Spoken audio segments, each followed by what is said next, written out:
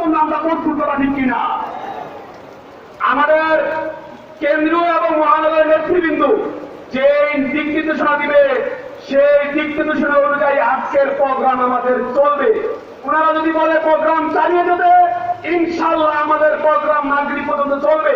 ওনারা যদি বলে না আবার কারণে প্রোগ্রাম স্থগিত করেন, আমরা সেটাও আপনাকে জানিয়ে দেব, কথা ঠিক কিনা।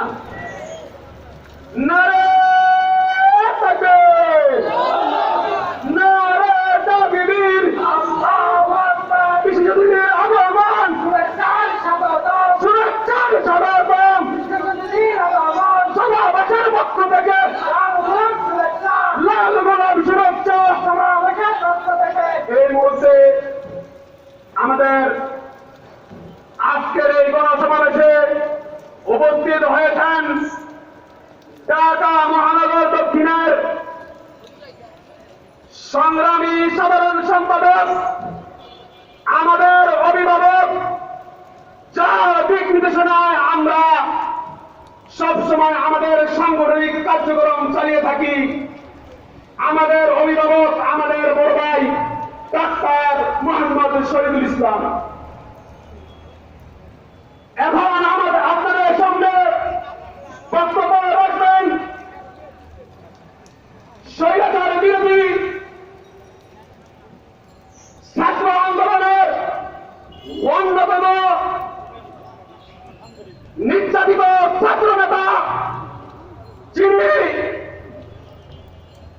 হকি স্টিক এবং বুলেটের সম্মুখীন হয়েছেন ছাত্রলীগের গুন্ডা বাহিনীর দ্বারা, গত স্বৈরাচার সরকারের বেপাত্তা এবং স্বৈরাচার সরকারের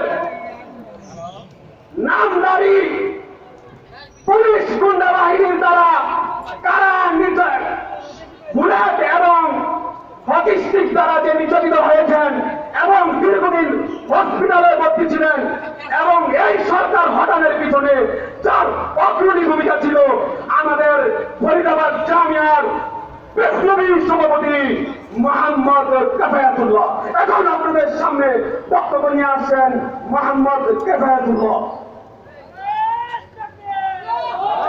الإنسان وعلمه القرآن ويسر له أسباب المعرفة والبيان، والصلاة والسلام على النبي الأمي المبعوث في آخر الزمان.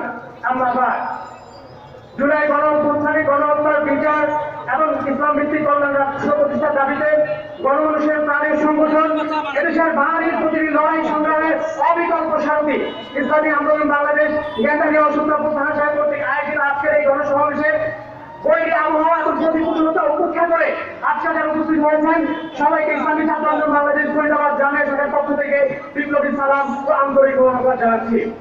প্রিয় উপস্থিতি, আমি আমার সংক্ষিপ্ত বক্তব্যের শুরুতেই তাদের জন্য দোয়া করতে চাই, যাদের অনুভব